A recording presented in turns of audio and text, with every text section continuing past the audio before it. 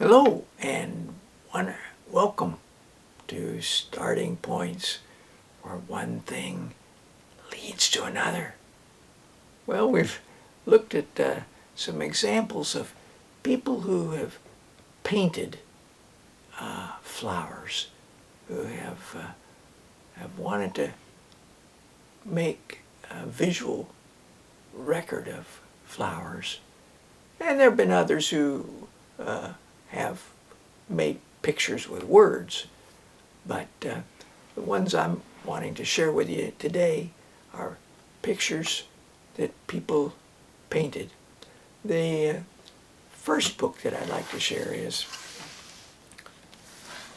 The Flowers of May.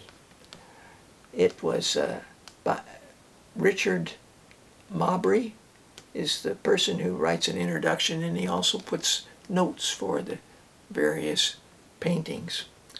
I thought that was a nice title, Flowers of May. And then I got a real chuckle when I noticed that it said, selected from the unpublished flora of Caroline May. And I thought, oh, that's pretty clever. Caroline May, the Flowers of May. And what she did, I find quite remarkable. And I'm sure that Richard must have found it remarkable.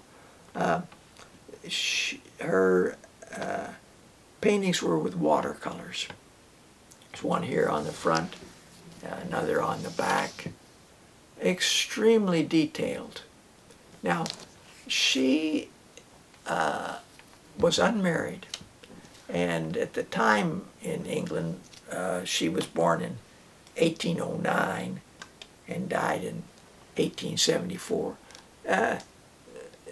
When she was started to paint, she was 22, so that was 1831.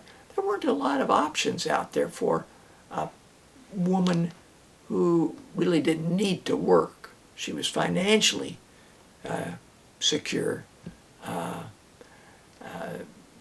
So how might she spend her time? And painting interested her. It was adventurous.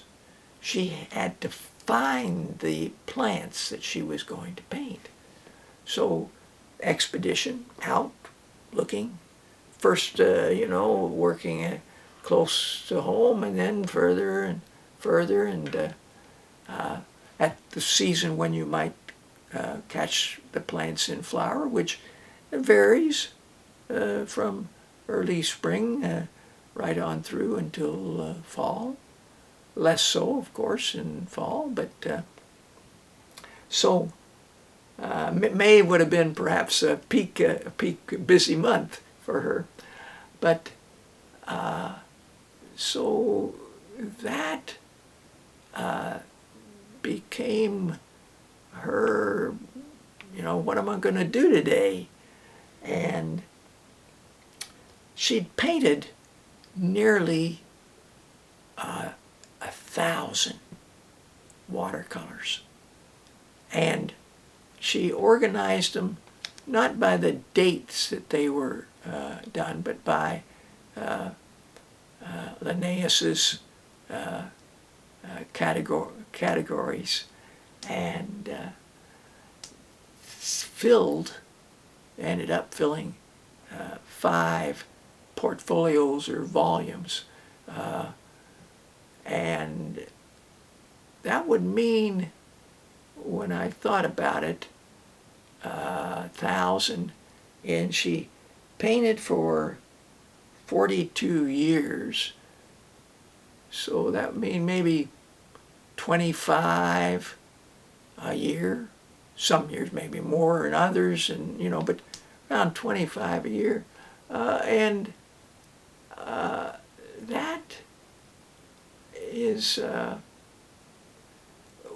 with the exploring and having to go further and further afield as time went on. Actually, they did move to that is, they, her family, they did move.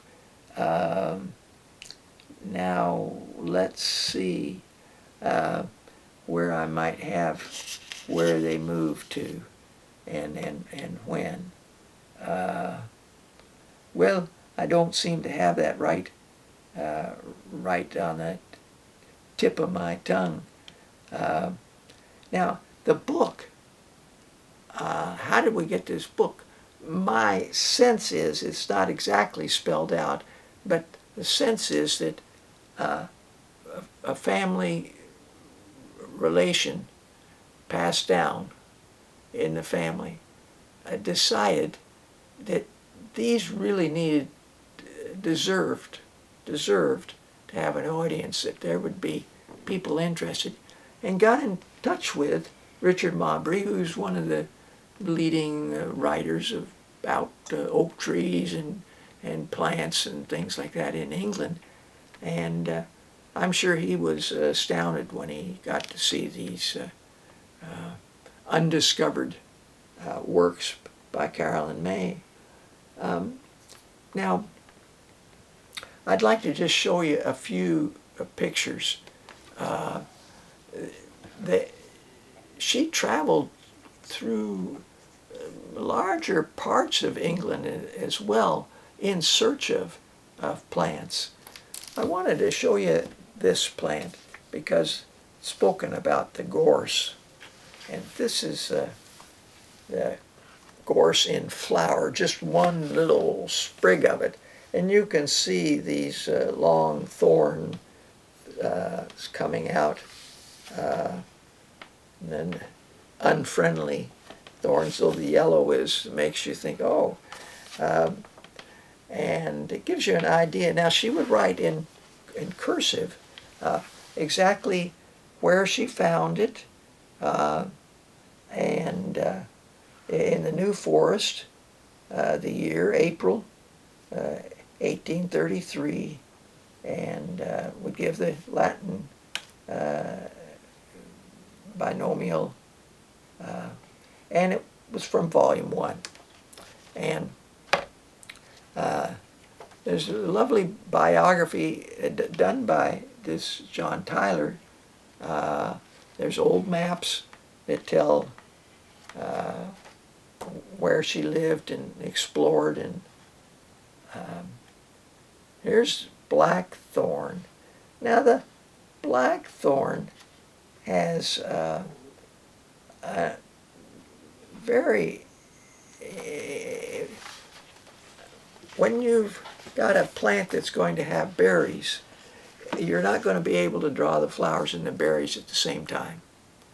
So she drew the flowers, and then she added the berries. But she added the berries 4 years later. She went and found a blackthorn and had left space and managed to just sort of fit it in like it was meant for it.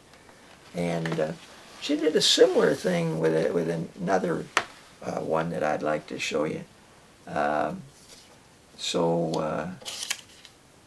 This one is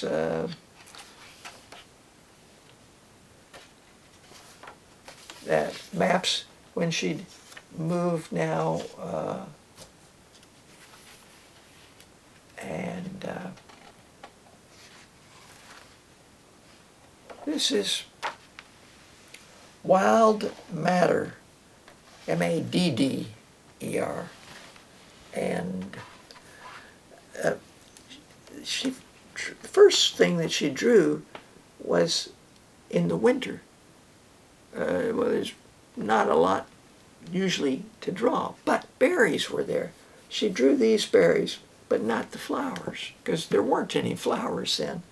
And she may have just forgotten about it, because years went by, and then much later on, 1870, near the end of her life, really, she is over 60. She goes and finds the flowers and manages to include them in this drawing, which had looked complete, and still make it look natural and right. So let's see. It seemed to be one more. Let's see if I can find that. Oh, here's one, and it's a wonderful example of this. Often she would not use white. But this is a white flower, you say, Larry. Well, yes, it's a white flower, but it's pointed out. No white paint was used on the flower. So she must have sketched the outline of it, and then the leaves, and painted the leaves in, and then used a little bit of gray and a little bit of yellow, and gave that dimension, made it, and the white is the color of the paper. And quite a number of cases where she did that, which were much more complicated in doing. So she was a meticulous person, but also an explorer, an adventurer. Later, she went to Guernsey Island on a number of occasions to look for plants there and draw them and paint them. I just found it a fascinating book. I'm so glad that the family decided they would let these pictures be, some of them be selected and published in this book. The other artist follows her in time, not in style, but in time. This is Norman Battershill, or Battershill, and he was born in 1922, 113 years after Caroline was born. 113 years. A lot of art, a lot of changes, a lot of everything. And he lives to be 88 and dies in 2010. And he's made a book for artists to try to encourage artists. It's got examples of work that he's done, talks about what was on his palette, the colors that he had on his palettes. He's got some step-by-step, here's his first bit, here's the way he added to it, here's the third and fourth. You can find this often in, now with YouTube, you can see artists that you can see how the progression of the work takes place. He had to do it in stills. He's got a section on vegetable gardens. He gives suggestions like making arrangements with a nursery to be able to set up and paint there, and tells about all the parks that are available in England and Wales and Scotland and Ireland, and that one could visit, and doesn't say what the fee might be or anything like that. Those gardens, I'm guessing now, many of them are formal gardens.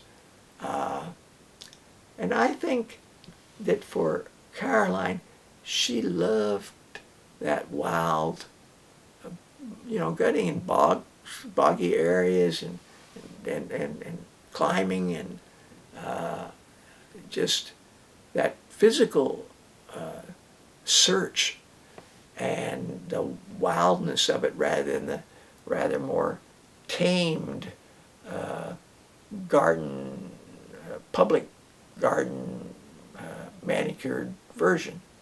That's just my impression.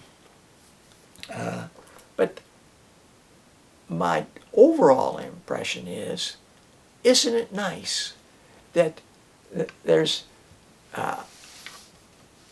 representation of plants and flowers like this, and isn't it nice that there's representation of flowers like this? That's all about diversity and variety of ways of expression, and both are, for me anyway, uplifting and inspiring. Well, thanks for joining me. Until next time, bye for now.